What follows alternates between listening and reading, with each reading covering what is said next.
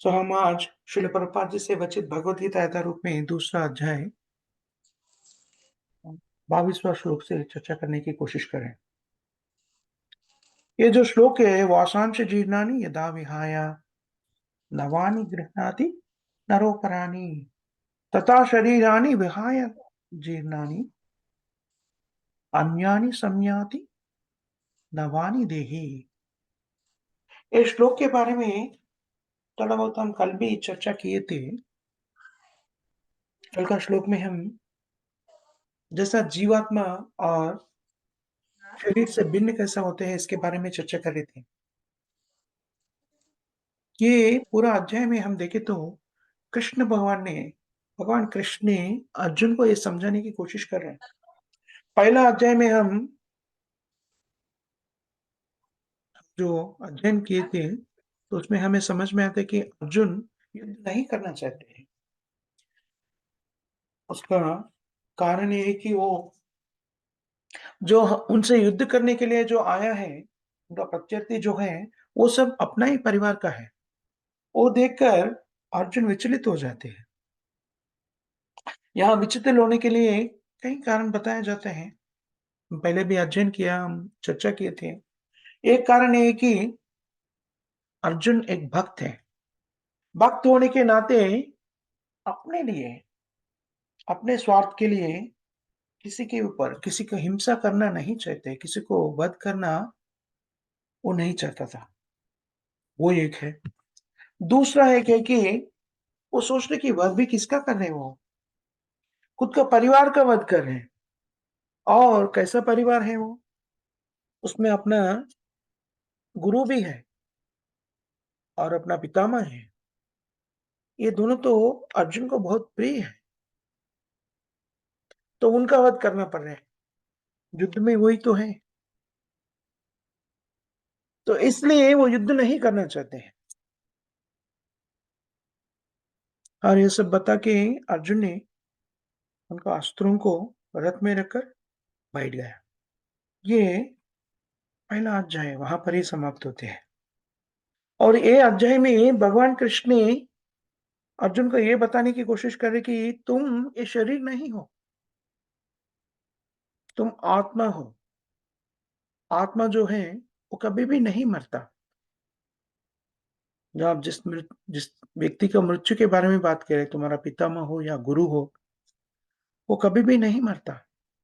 वो पहले भी थे, अभी भी हैं और आगे भविष्य में भी रहेंगे। केवल वही नहीं, यहाँ पर जो स्थित है पूरा जीव, ये सैनिक, ये राजा, ये पशु जो है युद्ध करने में आया है, वो सब आप, मैं, हम सब पहले भी हैं, अभी भी हैं और आगे भी रहेंगे। जो मृत्यु के बारे में तुम बात कर रहे हैं वो केवल शरीर के लिए है, लेकिन आत्मा के लिए नहीं है। शरीर जो है, शरीर का मृत्यु होने से रोना कैसा होता है बोल रहे हैं? जैसा हमारा वस्त्र नाश हो जाते हैं तो हम क्या करते हैं? दूसरा वस्त्र को खरीदते हैं, बस उतना ही। लेकिन वस्त्र होने से कोई रोता नहीं है, हाँ मेरा वस्त्र। वैसे ही शरीर भी है, शरीर आत्मा का वस्त्र है। ये जो अपने आप को हम शरीर से अपने आप को शरीर मानते हैं वो सच नहीं है। अपने आप को शरीर से मानते हैं इसीलिए हम क्या करते हैं? मैं अमेरिकन हूँ, मैं भारतीय हूँ, नहीं तो मैं अफ्रीकन हूँ, रशियन हूँ, नहीं तो मैं ब्राह्मण हूँ, क्षत्रिय हूँ, वैश्य हूँ, शूद्र हूँ, मैं स्त्री हूँ, पुरुष हूँ। ये पूरा जो है वो उपाधियां कह जाते हैं। वो शाश्वत नहीं है, सत्य नहीं है। लेकिन जो अशाश्वत है, भ्रमपूर्वक देहात्म बुद्धि से हम सोचते हैं, अपने आप को ये शरीर मानकर हम जो सोचते हैं, ये केवल हमें नहीं, पूरा जगत, पूरा भौतिक जीवन वैसा ही चल रहा है।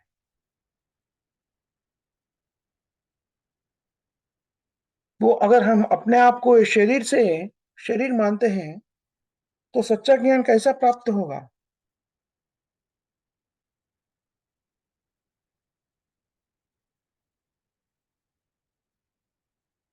अंधा, जो अज्ञान की वजह से हम अपने आप को ये शरीर मान रहे हैं, जो हम बोलते हैं, जो लीडर रहते हैं, वो भी ये सत्य को नहीं जानता और शरीर के माध्यम से अपने आप को शरीर मानकर देहात्म बुद्धि से जीवन को व्यतीत करते हैं और अपने आप को बाकी प्रजा का क्या बोलते हैं, लीडर मानते हैं। और वैसा लीडर को हम फॉलो करें तो क्या होता है? चलो प्रभुपाद जी ने बताते हैं, शास्त्रों में बताते हैं, अंधा यथांधिर उपनय मानना।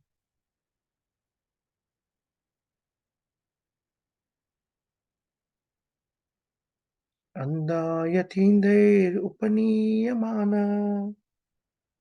अस्ति पिशाचा तंत्रम उरुधाम्नि। उरुधाम्नि बद्धा। आधुनिक नागरिकता के माध्यम से व्यक्ति बहुत पुरोगति को प्राप्त किया वैसा वो सोचते हैं।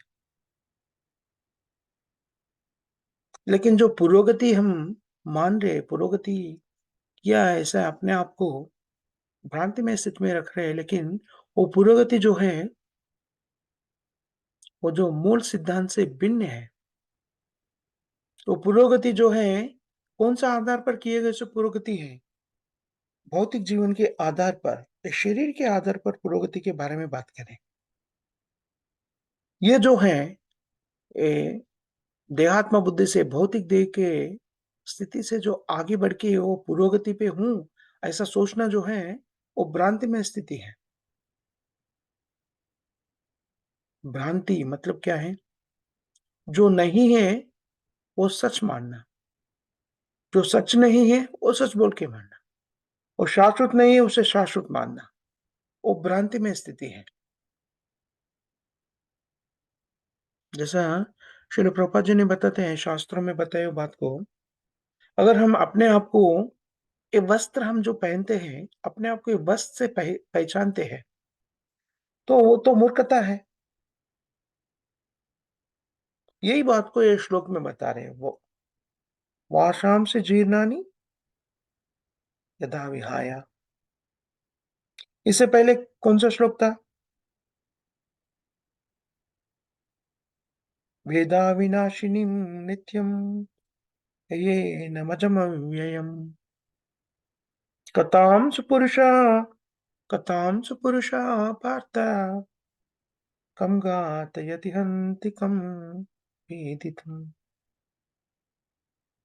जो भी ये समझ जाते कि जो आत्मा जो है, जीव जो है वो अविनाशी है। किसी से भी उसे कोई भी चीज़ उसे नाश नहीं कर सकते। अग्नि हो या जल हो या कोई भी स्थिति आत्मा को नाश नहीं कर सकते। अगर आत्मा शाश्वत है तो उसका मृत्यु कैसा होगा? मृत्यु होने का प्रश्न ही नहीं उठता।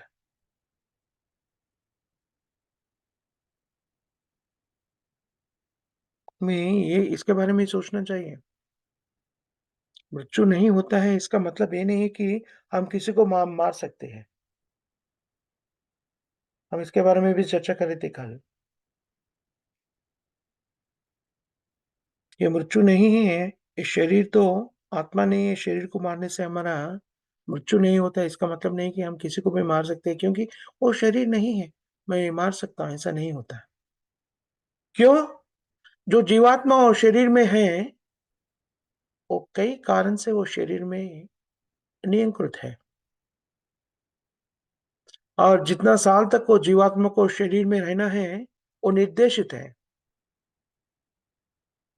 इसलिए हम बलपूर्वक वो आत्मा को हम शरीर से निकाल दिया, हत्या करके, तो वो पाप हो जाते हैं। ऐसा कार्य करने के हमें कोई अधिकार नहीं है। और ये भी हम चर्चा कर रहे थे परसों, कोई ऐसा लोग रहते हैं कि पूर्ण तरीक़े से ज्ञान नहीं प्राप्त होने से कई लोग ऐसा बोलते हैं कि भगवद गीता में जो बताए हैं, किसी को मारने से वो नहीं मरता, केवल शरीर मरता है और ये बोल के हम किसी को नहीं मार सकते हैं। और कई बोलते हैं, जो आदमी जो नहीं समझते हैं ठीक तरीक़े से भगवद गीता को, प्रामाणिक आचार्य से भगवद गीता को प्राप्ति नहीं करते हैं, तो वो ठीक से नहीं समझ सकता और नहीं समझ सके बोलते कि भगवद गीता में हत्या करने का उपदेश दिया है। नहीं, भगवद गीता हत्या करने का उपदेश नहीं दे रहे। लेकिन वैसा सोचकर व्यक्ति जो करते हैं, भगवद गीता के आधार पर कर रहा हूँ, ऐसा बोलते हैं। और कई लोग ऐसा भी रहते हैं, देखिए, भगवद गीता के आधार पर ये व्यक्ति हत्या किया है, इसका मतलब है भगवद गीता ने क्या बता रहे हैं? हिंसा, हिंसा सिखा रहे हैं। ये दोनों व्यक्ति गलत बोल रहे हैं। दोनों व्यक्ति को भगवद गीता के बारे में कुछ पता नहीं।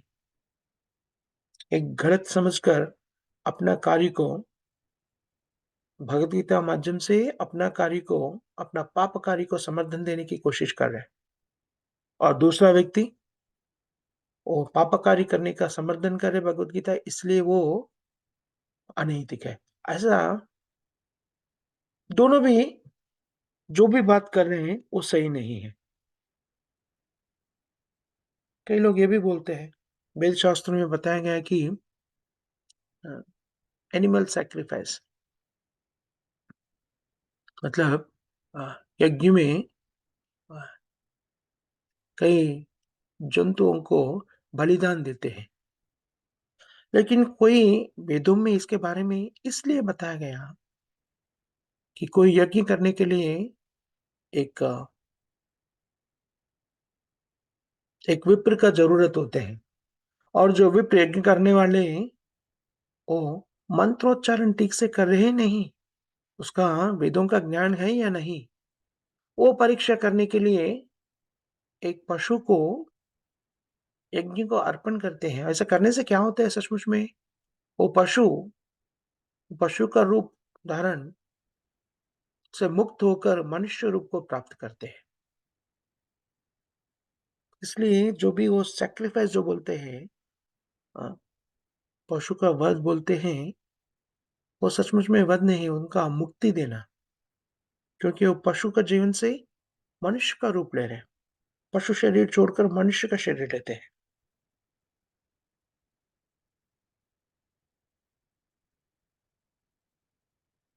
इसलिए हम जो वेदों में जो बताया गया है, उसे ठीक से समझना चाहिए। हम जो भी कार्य करते हैं, वेद शास्त्रों से देव क्या बोलते हैं? अ, वेद चक्षु, वेदों से देखना कैसा? वेदों को तो हम सुन सकते हैं। इसका मतलब है हम कैसा देख सकते हैं? वेदों का ज्ञान से हम देखना चाहिए। ऐसा नहीं कि व्यक्ति आजकल पूछते हैं भगवान के बारे में, भक्ति के बारे में बताते हो बोलते हैं भगवान सचमुच है क्या? है तो मुझे दिखाओ। चलो प्रभुपाद जी नहीं पूछते ऐसा जो पूछने वाले को, अगर भगवान आपके सामने भी आता है, आप पहचान सकेंगे? आप देख सकते हो भगवान को? सचमुच में तो भगवान हमारे सामने है, लेकिन हम देख सकते क्या? हम नहीं देख पा रहे क्योंकि हम शुद्ध नहीं हैं। जो आँखें अभी हैं हमें भौतिक रूप से, वो भगवान को देखने के लायक नहीं है। फिर वो लायक कैसा होगा? प्रेमांजन चरित भक्ति विलोचनेन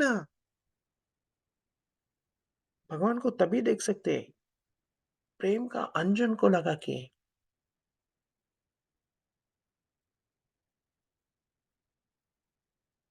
भगवान की भगवान के ऊपर हमें प्रेम भावना का उत्पादन होते हैं। तभी हृदय में प्रेम भावना का उत्पन्न उत्पन्न होते हैं, तभी हम भगवान को देख सकते हैं। भौतिक भौतिक आंखों से हम भगवान को देख नहीं सकते हैं। प्रेमांजन चरित भक्ति विलोचनेन इसलिए श्रील प्रभुपाद जी ने बताते हैं, आत्मा के ज्ञान को, सत्य को प्रामाणिक आचार्य से स्वीकार करना चाहिए। कोई भी आचार्य प्रामाणिक तभी होते हैं, वो जो भी ज्ञान देते हैं वो शास्त्रों के आधार पर देते हैं। शास्त्रों से प्रकट हुए सो वही ज्ञान को वो वापस प्रकट करते हैं।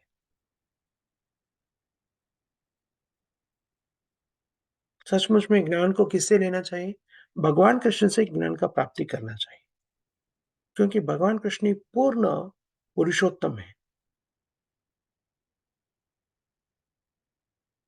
शास्त्र शास्त्र का, वेद ज्ञान का अर्थ है कि वो कभी भी अपना स्थिति से नीचे नहीं आते, गिर नहीं जाते। ये पूर्ण सत्य है, वो कभी भी असत्य नहीं हो सकता, उसमें कोई भी दोष नहीं रहता। अगर हमको कोई दोष दिख रहा है मतलब हमें समझ में दोष है, उसमें दोष नहीं रहता।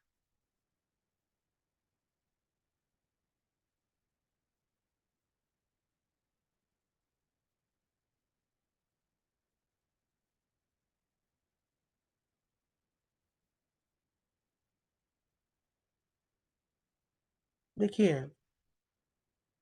वेद शास्त्रों में जो भी बताए गए हैं वो कौन बताए हैं? स्वयं भगवान कृष्ण ने बताया। वेदेश सर्वम अहमेव वेदो वेदांत कृद्वेद अवदेव चाहम। सब वेद ज्ञान स्वयं भगवान से दिया गया है। इसलिए भगवान कौन है? पूर्ण पुरुषोत्तम, षट कर्मों में पूर्ण है, षडैश्वर्या, 6 ऐश्वर्यों में पूर्ण है, उसमें एक है पूर्ण ज्ञान है। इसलिए हम सच को किससे सीख सकते हैं? स्वयं भगवान से सीख सकते हैं। अभी तो भगवान यहाँ पर नहीं कोई बोल सकते, तो भगवान से कैसे सीख सकते हैं? भगवान ने शास्त्रों में दिया गया है, लेकिन वो शास्त्र को भी अपने आप अध्ययन करने से नहीं समझ सकते हैं। इस शास्त्र को प्रामाणिक आचार्य से स्वीकरण करना चाहिए। प्रामाणिक आचार्य का अर्थ क्या है? जो व्यक्ति तो ज्ञान को भगवान या भगवान के दूसरा प्रामाणिक आचार्य से स्वीकार करते हैं, वो प्रामाणिक बन जाते हैं। मतलब अभी देखिए, श्रील प्रभुपाद जी के देखिए तो प्रभुपाद जी का गुरु कौन है? भक्ति सिद्धांत सरस्वती गोस्वामी प्रभुपाद है। और प्रभुपाद जी जो भी बताते हैं, जो वो अपना गुरु से स्वीकार किए सो। और भक्ति सिद्धांत सरस्वती गोस्वामी का गुरु कौन है? गौर किशोरदास बाबा जी है। और उनका गुरु कौन है? भक्ति विनोद ठाकुर है। और उनका गुरु कौन है? जगन्नाथ दास बाबा जी महाराज है। और उनका गुरु कौन है? नरोत्तम दास ठाकुर है। वैसा हम उनका गुरु कौन है से पीछे गए तो ये पूरा भगवान कृष्ण तक जाते हैं। मतलब जो भी व्यक्ति भगवान कृष्ण से ज्ञान स्वीकार किया वो प्रामाणिक है, भगवान का प्रतिनिधित्व करते हैं। तो जो भगवान बताए वही अपना शिष्य को बताते हैं, और वो शिष्य अपना शिष्य को वही ज्ञान देते हैं। वो कभी भी अपना मानसिक कल्पना से भगवान दिए सो ज्ञान को अपना ज्ञान से मिलाते नहीं। जैसा भगवान कृष्ण ने एक ज्ञान को दिया है, पिता रूप में अपना शिष्य को देते हैं।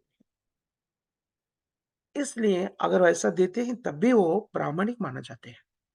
अगर हम ज्ञान को प्रामाणिक तरीका से स्वीकार करते तो जो कृष्ण जो बताया और अपना गुरु जो बताते हैं उसमें कोई अंतर नहीं रहता। हमें ऐसा देखना चाहिए, किसी से भी हम ज्ञान को प्राप्ति कर रहे हैं, आध्यात्मिक ज्ञान स्पेसिफिकली, अगर आध्यात्मिक ज्ञान को स्वीकार करें तो हमें देखना चाहिए वो प्रामाणिक है या नहीं। कैसा हम समझ सकते हैं? जो शास्त्र में जो बताया गया है और जो व्यक्ति से हम ज्ञान को स्वीकार कर रहे हैं वो जो बता रहे हैं, और बाकी भक्त लोग हैं प्रामाणिक जो हैं वो क्या बता रहे हैं, साधु, उसमें कोई भी अंतर नहीं होना चाहिए। इस तरीके से हम जो ज्ञान को प्राप्ति कर रहे हो प्रामाणिक है या नहीं, हमें उसे अ, देख सकते हैं। अगर हम जो ज्ञान को प्राप्ति करें, तीनों में कोई भिन्नता है, तो मतलब कहीं न कहीं तो समस्या है। अगर पूरा प्रामाणिक है, तो जो कृष्ण बताया, वही शास्त्र में रहेगा। जो वो शास्त्र में है, वही कृष्ण बताएगा और जो व्यक्ति बता रहे हैं, अगर वो प्रामाणिक है, तो जो शास्त्र में वही बताएगा। क्योंकि जो कृष्ण से लिए सो है या शास्त्र में बताए हैं, वो भिन्न नहीं हो सकता।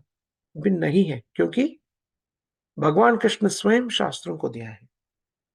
और शास्त्रों में क्या कहा गया है? हम शाश्वत हैं। हम मतलब जीवात्मा शाश्वत है।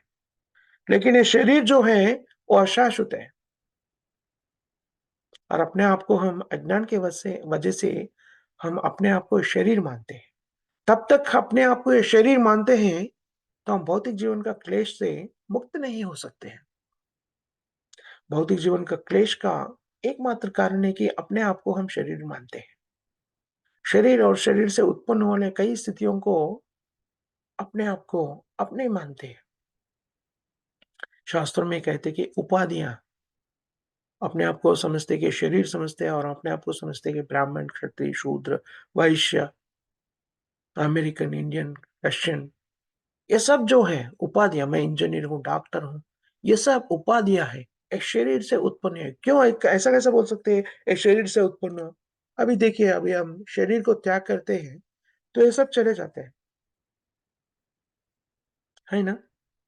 हम बहुत बड़ा ज्ञानी हो सकते हैं भौतिक रूप से, पीएचडी किया हूँ मैं, ये है, वो है, और बहुत सारा बड़ा धनवान भी हो सकते हैं, बहुत सारा कमा लिया होगा शायद, बहुत कीर्तिमान भी हो सकते हैं, बहुत पॉपुलर भी हो सकते हैं, है ना? लेकिन इस शरीर को त्याग कर दिया, हमने शरीर को छोड़ दिया, तो पूरा वही क्षण पर पूरा नष्ट हो जाते हैं। हम जो धन को कमाए वो चले जाते हैं, हमारा कीर्ति खत्म हो गया। अभी अभी हम चले गए तो उसे क्या लेने देना। विद्या जो प्राप्ति करते हैं वो भी नहीं, क्योंकि वो पूरा जो विद्या है, भौतिक विद्या है, वो अपना शरीर के आधार पर, देहात्म बुद्धि कहते हैं, उसके आधार पर हुआ, तो वो भी चले जाते हैं। और जो भी चले जाते हैं, जब वहां तक कि हमारा जो शरीर से जो रिश्ता बनते हैं, वो सब भी खत्म हो जाते हैं। जो पत्नी हो या पति हो, बच्चे हो या पिता हो या माता हो, सब पूरा एकमात्र एक क्षण में नष्ट हो जाते हैं।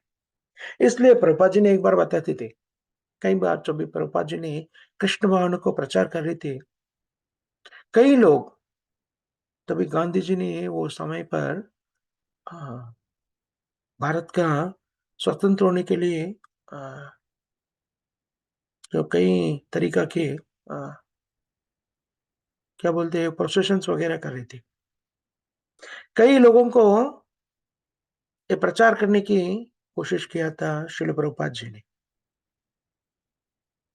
पहले तो प्रभुपाद जी खुद, श्रील प्रभुपाद जी ने गांधी का प्रबोधन सुनकर और देशभक्ति से देश का मुक्त करने में जाने की सोच रहा था।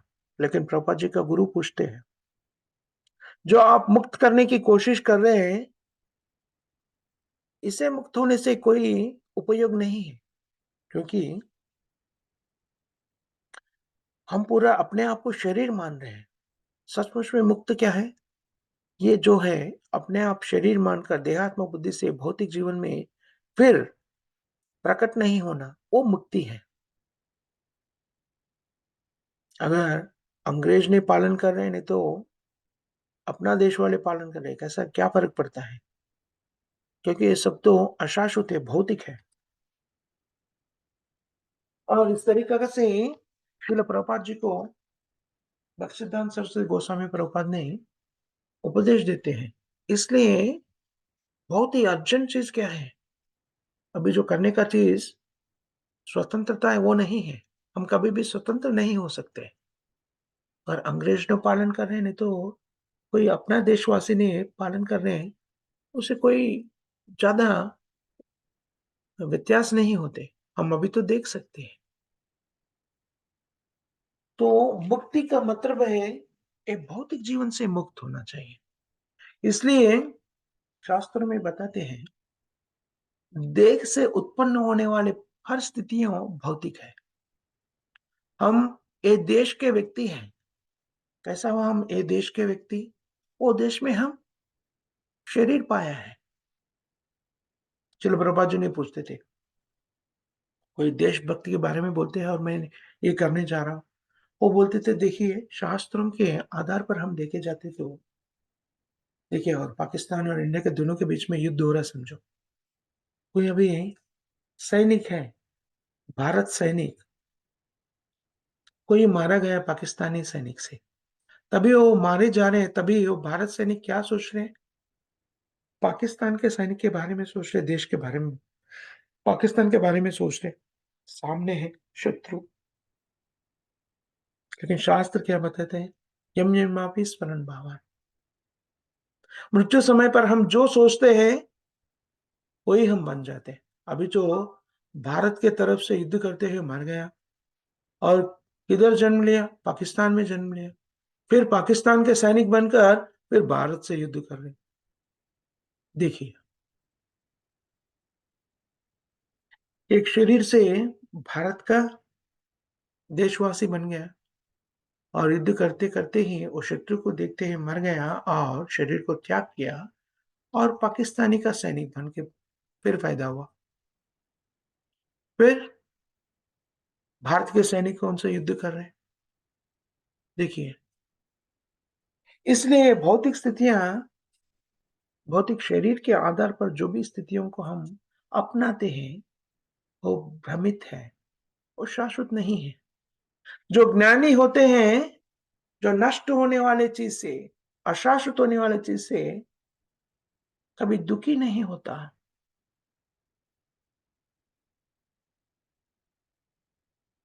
तो कोई बता सक कोई वो कोई पूछ सकते हैं, अगर ये सब भौतिक है तो हमें क्या करना चाहिए? ये हमें सोचना चाहिए।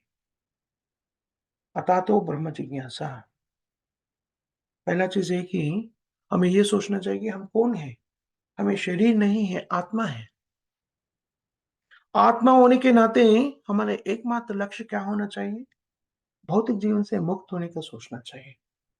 शरीर शाश्वत नहीं है, आत्मा शाश्वत है। और हम जो भी करते हैं, अभी देखिए, हम जो भी काम करते हैं, भौतिक स्थितियों के लिए, नष्ट होने के लिए कोई कुछ प्राप्ति नहीं करते हैं। जो भी हम प्राप्त करते हैं, हमें शाश्वत रूप से अपने पास रखना चाहते हैं, है ना? क्यों ऐसा? ऐसा सोच किधर से आता है हमें?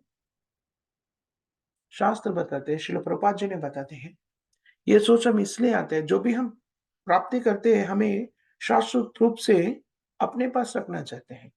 अभी हम शरीर को प्राप्त किया है, हम ऐसा सोचते हैं कि ये शरीर में शाश्वत रूप से रहे। ये क्यों हो रहा है ऐसा? क्योंकि हम शाश्वत हैं। हम कौन हैं? ममैवांश जीवलोके जीवभूत सनातन, भगवान कृष्ण का अंश है। भगवान कौन है? ईश्वर परम कृष्ण सच्चिदानंद विग्रह, अनादिरादिर गोविंद सर्व कारण कारण। पूर्ण आध्यात्मिक है, सत चित आनंद विग्रह। हम अंश होने के नाते हम भी सत चित आनंद विग्रह है। लेकिन हम अणु हैं, भगवान विभु है। हम भगवान के अंश होने के नाते, अंश का एकमात्र लक्ष्य होता है कि वो पूर्ण का सेवा में स्थित हो। श्रील प्रभुपाद जी ने एक एग्जाम्पल देते हैं, एक उदाहरण देते हैं। हमारे हाथ की उंगलियां हैं, वो तभी तक ये शरीर से जुड़ा होता है और शरीर का सेवा में रहते हैं, उसका स्थिति बना के रहते हैं। अगर कई कारण से ये उंगली काट गया शरीर से, वो निरुपयोग हो जाते हैं। वैसे ही हम कृष्ण के अंश होने के नाते भगवान कृष्ण के सेवा में स्थित होना चाहिए। अगर हम भगवान कृष्ण का सेवा में स्थित नहीं होते हैं, तो हमारा जीवन असंपूर्ण हो जाता है, निरुपयोग हो जाते हैं। जो भी कार्य करते हैं हमारे जीवन में, श्रमयेव हि केवलम।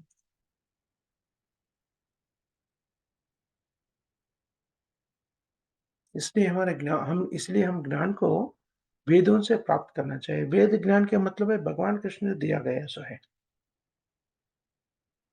तो जो वेद ज्ञान को क्या कहते हैं? अपौरुषेय, भौतिक व्यक्ति से नहीं गया है। वेद ज्ञान पूरा भगवान से दिया गया है। अपौरुषेय, कोई साधारण व्यक्ति से नहीं दिया गया है। कोई साधारण व्यक्ति वेद ज्ञान को दे ही नहीं सकते। धर्म यानी धर्मस्तु साक्षात भगवत प्रणीतम।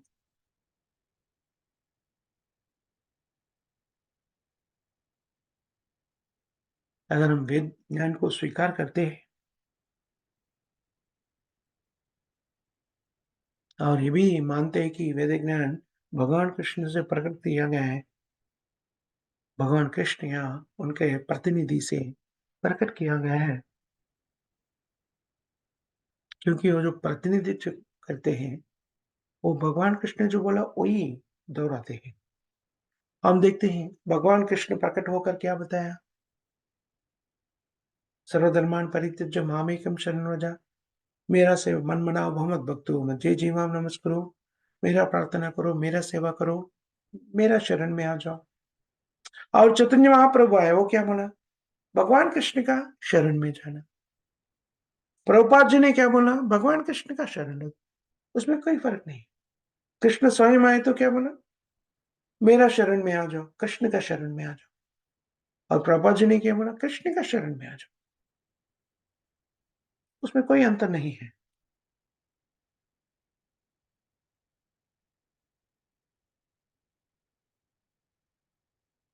जो प्रामाणिक आचार्य रहते हैं, वो कृष्ण का प्रतिनिधित्व करते हैं। वो जो कृष्ण ने प्रकट किया वही ज्ञान को हमें देते हैं।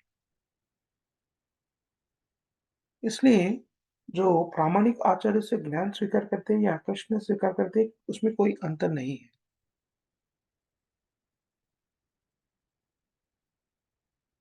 इसलिए श्रील प्रभुपाद जी ने ये बताते कि भगवत गीता यथारूप में इंग्लिश में अनुवाद किया था प्रभुपाद जी ने। कई लोग पूछते थे उनसे, प्रभुपाद जी ने एक बार बताते हैं, पाश्चात्य देश में प्रचार करने को देते हो, एक स्त्री पूछते हैं प्रभुपाद जी से, अभी तो अंग्रेजी में इतना सारा भगवत गीता ट्रांसलेशंस है, अनुवाद है, लगभग 700 अनुवाद है भगवत गीता के बारे में, कई लोग अनुवाद किया था, और आपने दूसरा बार क्यों अनुवाद करे? श्रील प्रभुपाद जी ने बताते, मैंने कई अनुवादों को देख देख चुका हूँ, लेकिन उसमें कोई भी प्रामाणिक नहीं है। वो अनुवाद सब जो है, वो अपना मानसिक कल्पना से प्रकट किए सो है। कृष्ण ने जो बताना चाहते हैं पूरा जगत को, यथारूप में दिया नहीं गया। इसलिए मैं अनुवाद कर रहा हूँ। क्योंकि कृष्ण का आदेश क्या है भगवत गीता में? सर्वधर्मान् परित्यज्य मामेकं शरणं व्रज। और बाकी कई भगवत गीता को हम अध्ययन करते तो इसके बारे में नहीं बताते हम। लेकिन श्रील प्रभुपाद जी के भगवत गीता को अध्ययन करने से हमें ये ज्ञान प्राप्त होते हैं, जो कृष्ण ने बताया वही ज्ञान हमें प्राप्त होते हैं।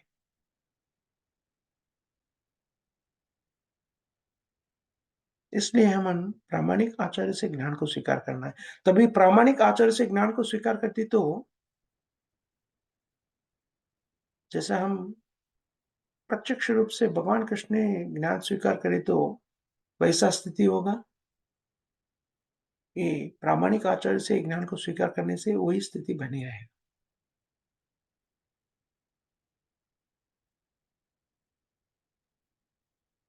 तो ये समझना बहुत ज़रूरी है कि हम ये शरीर नहीं है, आत्मा है।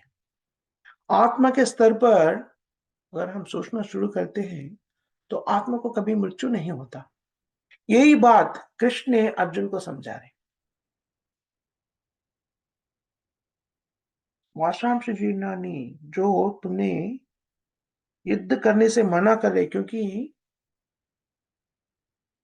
तुम्हारा बंधु जन खुद का परिवार हो, उसका नाश हो जाएगा। लेकिन वो कभी भी नाश नहीं हो सकते। वो भी आत्मा है, आत्मा कभी नाश नहीं होते हैं। जो शरीर नाश होते हैं, तो उसके लिए रोना जो है ना, जो वस्त्र नाश होने से कोई रोता है क्या? शरीर का नाश होना भी वही स्तर पर है। अगर हम ये समझ जाते हैं, तो हमारा जीवन क्या हो जाते हैं, हमारा स्थिति क्या होते हैं? हम जो कार्य करते हैं, आत्मज्ञान से करते हैं। देहात्म बुद्धि से नहीं, लेकिन आत्मज्ञान से करते हैं, आत्मा के स्तर पर करते हैं। अगर हम आत्मा के स्तर पर कुछ कार्य करें, का मतलब क्या होता है? कृष्ण भावना में स्थिर हो जाते हैं। हुँ, भौतिक जीवन में व्यक्ति कई लोगों का सेवा करने के सिद्ध हो जाते हैं, लेकिन भगवान कृष्ण का सेवक बनने के लिए हुँ, अपना स्वीकृति नहीं देते।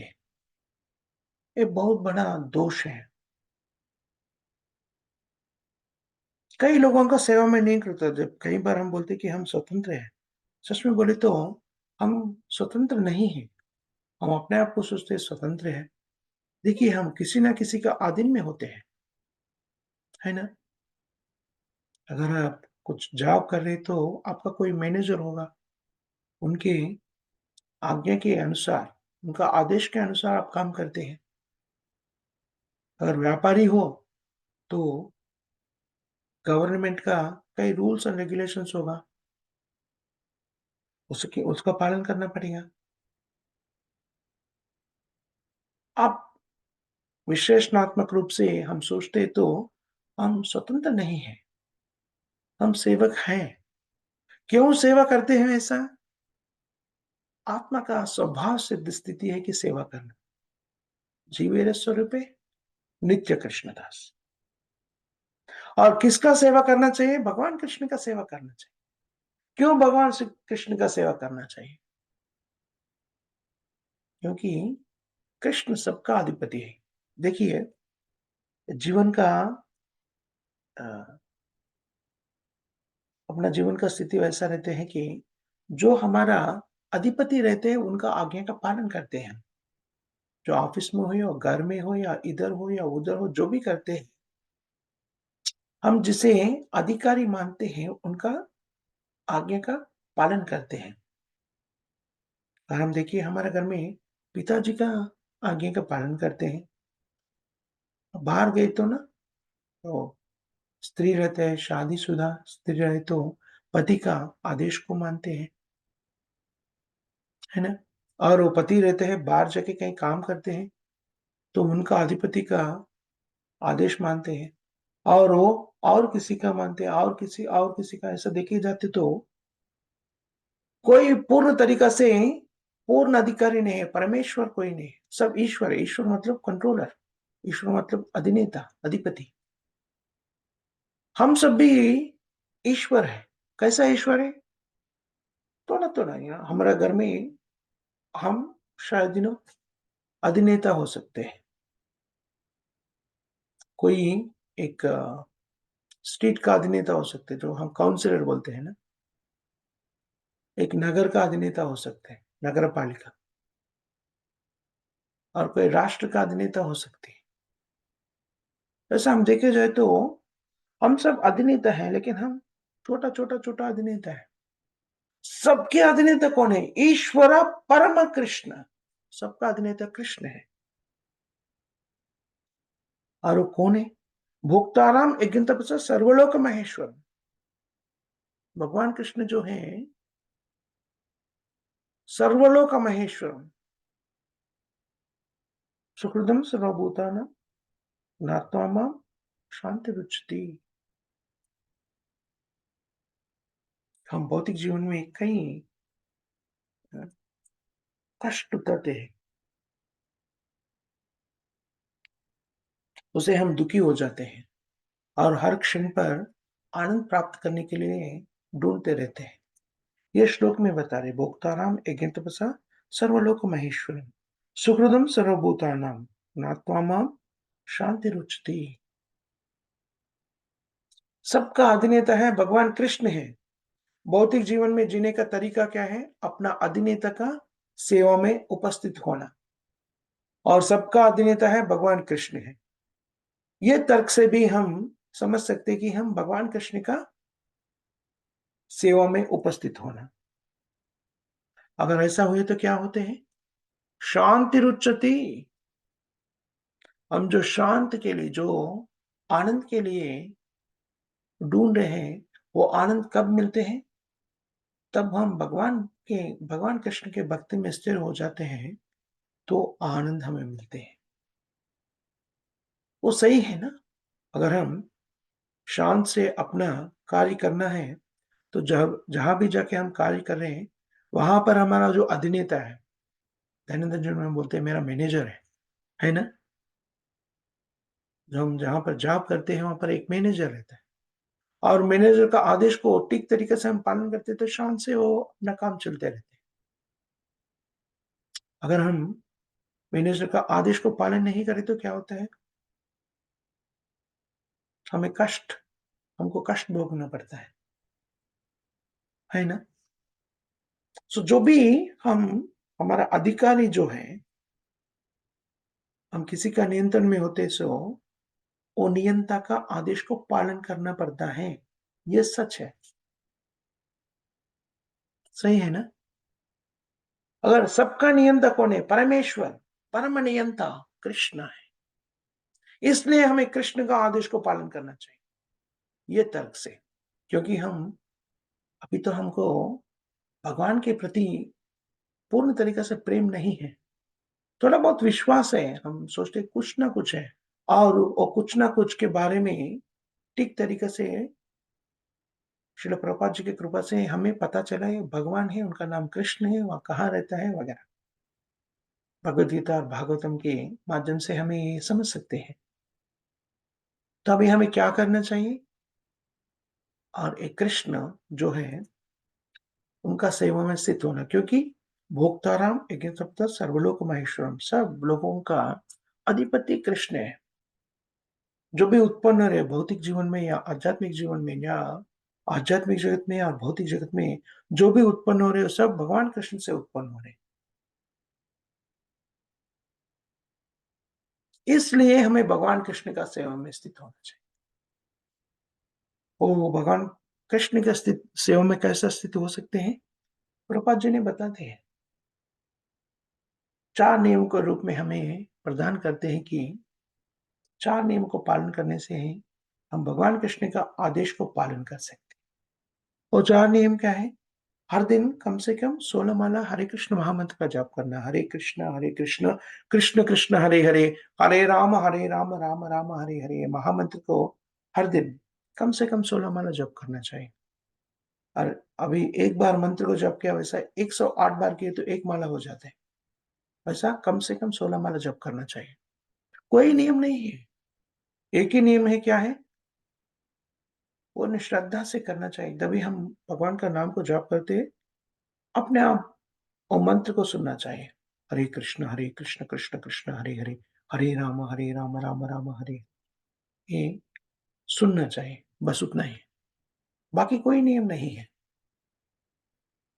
हम उठ के कर रहे, तभी उठ के कर रहे, शाम को कर रहे, सुबह कर रहे, आफ्टरनून कर रहे, चलते कर रहे, बैठ के कर रहे, कोई नियम नहीं।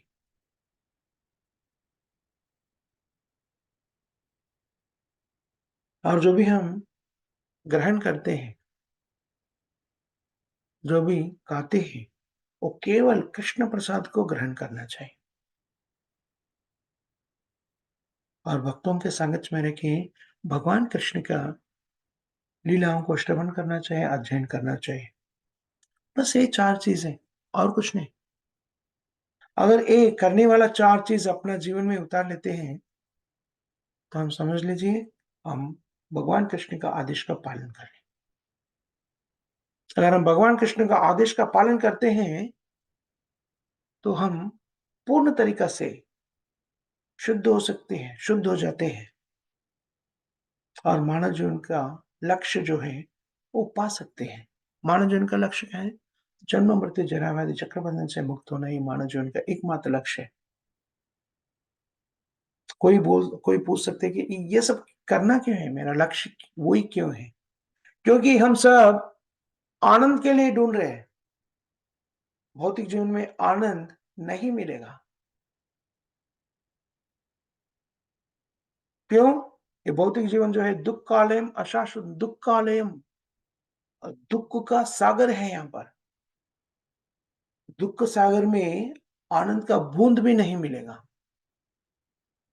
हमें कभी-कभी ऐसा लगता है कि ये आनंद है, वो भी भ्रांतिमय स्थिति है। क्षणभंगुरा, क्षण काल के लिए ऐसा लगता है कि हाँ, अभी थोड़ा आनंद मिल रहा है, बस। लेकिन वो शाश्वत नहीं है, भ्रमित है। आध्यात्मिक जीवन में हमें शाश्वत आनंद मिलते हैं क्योंकि हम आनंदमय अभ्यास से आते हैं। आनंद को भोग करने के लिए हम इसलिए हैं आध्यात्मिक होने से अर्थ क्या है? आध्यात्मिक का अर्थ है शाश्वत आनंद। शाश्वत से आनंद को भोग करने के लिए हम भगवान कृष्ण से प्रकटित किया गया है। भगवान कृष्ण के अंश होने के नाते जैसा भगवान आनंदमय अभ्यास है, हम भी आनंदमय अभ्यास है।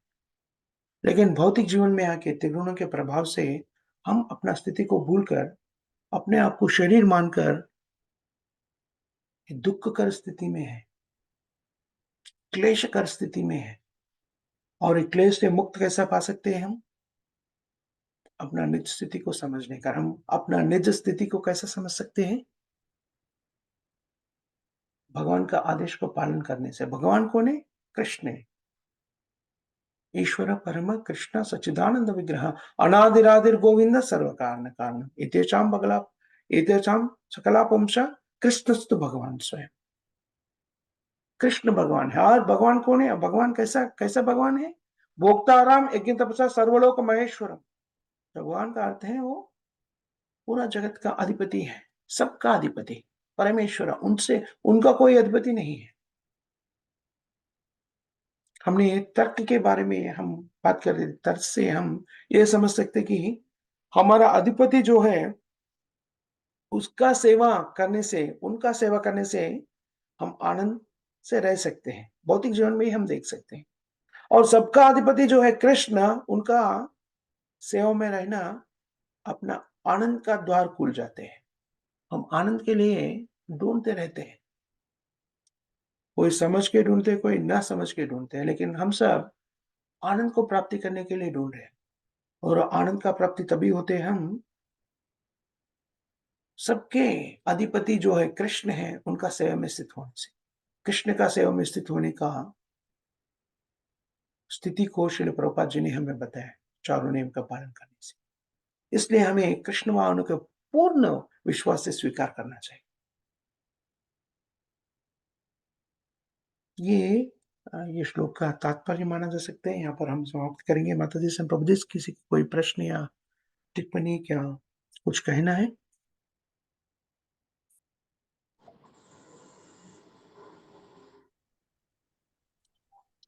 किसी को कोई प्रश्न नहीं तो हम यहाँ पर समाप्त करेंगे। माता जी से प्रभु जी। हरे कृष्ण। हरि बोल माता जी, धन्यवाद, प्रणाम। प्रभु जी दंडवत प्रणाम। हरि हरि बोल। प्रभु जी वो घनिष्ठ और मध्यम और उत्तम अधिकारी भक्तों के बारे में आप बोलिए ना प्लीज। या गणेश उत्तमाधिकारी मतलब? मस्ट मतलब वो फर्स्ट स्टेज वाले, सेकंड स्टेज वाले, फिर हाई स्टेज वाले रहते हैं ना। हाँ, तो आप गणेश और किधर से आ गए फिर? मतलब घनिष्ठ वो तो फर्स्ट नहीं होता उसका मतलब। नहीं, हम भक्ति रसामृत सिंधु में ये रूप गोस्वामी प्रभुपाद जी ने बताते हैं, जो भक्ति को स्वीकार करते हैं, जैसा हम अध्ययन करने के भौतिक विद्या को अध्ययन करने के लिए जाते तो उसमें स्तर रहते हैं ना। एलकेजी पढ़ने वाला, primary school, high school, graduation hmm. School, ऐसा स्तर रहते हैं ना विद्या अभ्यास में जी, भी, जी। वैसा ही भक्ति में भी अपना हुँ, उन्नति के अनुसार कई स्तर है। 3 स्तर के बारे में बताए जाते हैं। जी, उत्तमाधिकारी, जी। मध्यमाधिकारी, कनिष्ठाधिकारी। हम जो वही आरंभ गणित स्थिति में रहते हैं उसे कनिष्ठाधिकारी, कनिष्ठा मीन्स कम से कम, बहुत ही, मतलब स्टार्टिंग वाले प्रभु? हाँ, स्टार्टिंग में जो हुँ, रहते हुँ। हैं हुँ, कनिष्ठाधिकारी। स्टार्टिंग अच्छा। में भी कैसा होते हैं? वो कनिष्ठाधिकारी से भी नीचे रहते हैं हम आरंभ दशा में। हुँ, हुँ। तभी हम 16 माला के जप करना शुरू करते हैं, नियमों का पालन करते हैं ना, पूर्ण हुँ, तरीका से, पूर्ण विश्वास से जो नियम का पालन करते हैं हम कनिष्ठ अधिकारी में आते हैं। और हुँ। हमारा जी। शुद्धिकरण होते-होते ही हम मध्यमाधिकारी स्थिति से जाते हैं। जो कनिष्ठाधिकारी का गुण को भक्ति रसामृत सिंह में बताया जाता है कि जो कनिष्ठ अधिकारी हैं, वो क्या मानते हैं? वो वो समझते हैं कि भगवान केवल मंदिर में है। तो अर्च हाँ, हाँ। विग्रह का आराधना करने ही एकमात्र लक्ष्य है। उनको ये नहीं समझता कि भक्तों का भी सेवा करना चाहिए। वो भी नहीं हुँ, समझते हुँ। कनिष्ठ अधिकारी। और थोड़ा हुँ, आध्यात्मिक प्रगति होने से वो समझ सकते कि नहीं, भक्तों का सेवा भी करना चाहिए। हुँ, हुँ। हुँ? जी प्रभु। सो भगवान के साथ-साथ भक्त का सेवा करना, भगवान का सेवा भक्तों का सेवा से मिल सकता है, वो समझ सकते हैं मध्यमाधिकारी। और हुँ, मध्यमाधिकारी स्थिति में कनिष्ठाधिकारी तो ऐसा होता है कि वो अ अ, जैसा भक्ति में वृद्धि होने का भी भक्ति रसामृत सिंह में बताया गया है। अथाह हुँ, श्रद्धा तथा साधु संग व भजन क्रिया। पहला चीज़ क्या हुँ, है? भक्ति में आने के लिए श्रद्धा का ज़रूरत है। श्रद्धा। श्रद्धा से हम क्या करते हैं? अगर श्रद्धा है, तो भगवान का आदेश को पालन करते हैं, है ना? जी। श्रद्धा से क्या होते हैं? दा श्रद्धा व साधु संग। श्रद्धा होने से हुँ, हमको भक्तों का सांगत्य मिलते हैं। हुँ, अगर भक्तों का सांगत्य में रहे तो क्या करते हैं? वह भजन क्रिया, भगवान हुँ। का कीर्तन करते हैं, है ना? इस जी, तरीके जी। से हम भक्ति में आगे बढ़ते हैं। कनिष्ठ हुँ, अधिकारी स्थिति में जो रहते हैं वो इसके बारे में पूरा ज्ञान नहीं रहते। केवल ये सोचते हैं कि भगवान का कृष्ण का आराधना करना ही उत्तम स्थिति है, ऐसा सोचते हैं। और तो और हुँ, आगे बढ़ते तो भक्तों का सेवा में भी स्थित हो जाते हैं। हुँ, हुँ, और मध्यमाधिकारी स्थिति में जो क्या करते हैं और भगवान के भक्ति के बारे में दूसरों को प्रचार भी करते हैं, लेकिन वो हुँ, मध्यमाधिकारी स्थिति में क्या होते हैं, वो व्यक्तियों में अंतर भी देखते रहते हैं, मध्यमाधिकारी में। हुँ। वो समझ सकते ओह! हैं कि भक्तों का सेवा करना वगैरह, लेकिन वो सबको एक तरीके ब्रह्मभूता प्रसन्नात्मा न सोचती न कांक्षति वो स्तर में नहीं रहते। वो मतलब व्यक्तियों एक में दोष को देख सकते हैं, जो भी दोष है वो अच्छा। देख सकते हैं। हाँ, और उत्तमाधिकारी जो हैं, सब जीव को समान स्थिति में देखते हैं। कैसे समान हो सकते हैं? क्योंकि कृष्ण व्यक्ति में भी कोई दोष नहीं दिखता हो क्योंकि उनका आलोचना ऐसा रहते हैं, उनका चेतना ऐसा रहता है कि सब जीव भगवान कृष्ण के अंश हैं। सब जीव हुँ, हैं, जो पशु में हो हुँ, या वृक्ष में हो, जो भी है वो सब जीव हैं। और मनुष्य हो या पशु हो या वृक्ष हो, जो भी है, सब जीव हैं। सब जीवों को समान दृष्टि से देखते हैं। इसलिए ब्रह्मभूता प्रसन्नात्मा न सोचति न कांक्षति समस्त सर्वेषु भूतेषु संसिद्धिं लभते परम। वो स्थिति में रहते हैं उन्नत अधिकारी। उन्नत अधिकारी स्थिति में ना भगवान का नाम को जप करने से और कुछ भी करना नहीं चाहते हैं। हुँ, इसलिए श्रील प्रभुपाद जी ने बताते हैं, जो उत्तम अधिकारी जो हैं, वो भी प्रचार करने के लिए अपना स्तर से नीचे आकर मध्यमाधिकारी बन के प्रचार करते हैं। प्रचार करने के लिए क्या होना पड़ता है? हाँ, किसी हाँ। को किसी को ज्ञान देना है तो उनका स्थिति के अनुसार ज्ञान देना है। किसी को आगे बढ़ने हुँ, का कुछ संदेश देना है, उसका मार्गदर्शन करना है तो उनका स्थिति को समझना चाहिए। उनका स्थिति को समझना चाहिए मतलब कौन-सा स्थिति में हमको अ, तार्किक रूप से देखना पड़ेगा। तो अगर वो जी, में कौन-सा हाँ, तर्क से कौन-सा है? तर्क तर्क तर्क लॉजिकली अच्छा, हाँ, बेस्ड ऑन अच्छा। Logic right? हुँ, तो लेकिन लॉजिक कभी आते हैं, भौतिक स्थिति में लॉजिक के बारे में बात करते हैं, तो तभी लॉजिक की बात करें तो हम पूर्ण तरीका से हुँ, आध्यात्मिक स्थिति में नहीं है, भौतिक स्थिति में है। अगर वो ओके। लॉजिक से हम सोचते नहीं तो हम उसका मार्ग का निर्देशन नहीं कर सकते, है ना? हाँ, हाँ जी इसलिए प्रभु। उत्तमाधिकारी जो हैं, प्रचार के लिए मध्यमाधिकारी स्थिति तक आते हैं क्योंकि उनको व्यक्ति में क्या दोष है देखना पड़ेगा। उसके अनुसार हुँ, वो मार्ग निर्देशन करते हैं भक्ति में आगे बढ़ने के हुँ, जी प्रभु। लिए। इसके बारे में विस्तार रूप में हमें भक्ति रसामृत सुनने में बताया गया है रूप गोस्वामी प्रभुपाद जी ने, okay Prabhu ji. Nectar of devotion. हुँ, हुँ। Network devotion right. यस माता जी। जी। और होप एक यू नो पूछ सकती हूँ प्रभु? हाँ, और एक बोलिए। प्रश्न। यस माता जी। वो सन्यासी के क्या लक्षण होते प्रभु?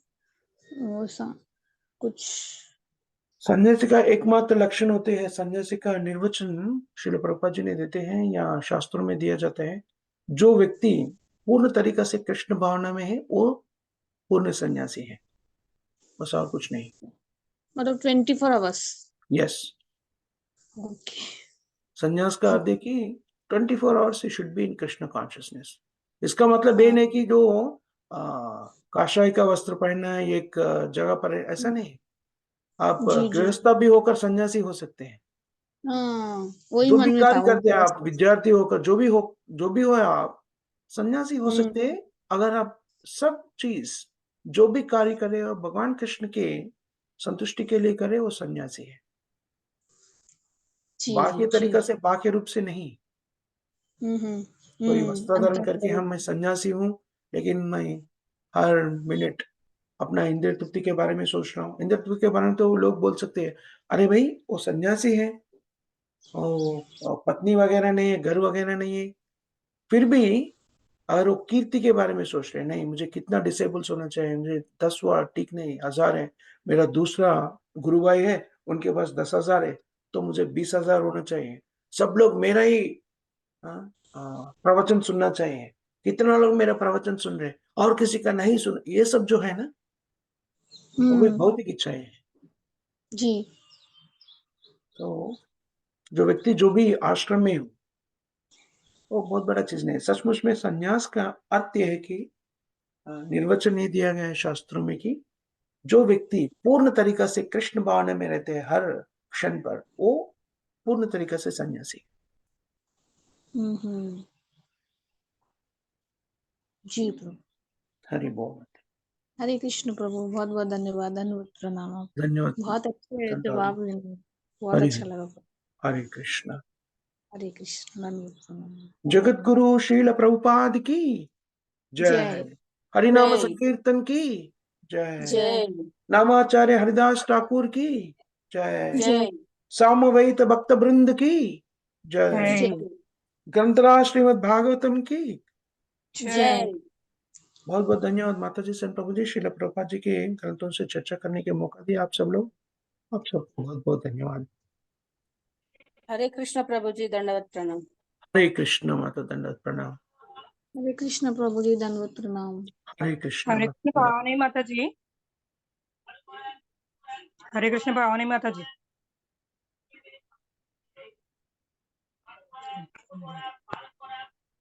माता जी आप పావని మాతాజీతో మీరు ఫోన్‌లో మాట్లాడేసేయండి మాతాజీ. అందుకే పిలుస్తున్నాను మాతాజీ. ఎన్ని గంటలకు ఫోన్ చేయమంటే అన్ని గంటలకు చేస్తే వివరాలు చెప్తామని చెప్పేసని ఆ! అడుగుతున్నాను మాతాజీ. మ్యూట్‌లో ఆ! ఉన్నారు భవాని మాతాజీ. అవునవును. క్లాస్ అయ్యాక మెసేజ్ పెట్టండి లేకపోతే మాతాజీ. ఆ! అలాగే ప్రభుజీ. హరే కృష్ణ హరి మాతాజీ. హరి బోల్. దండవత్ ప్రణామం.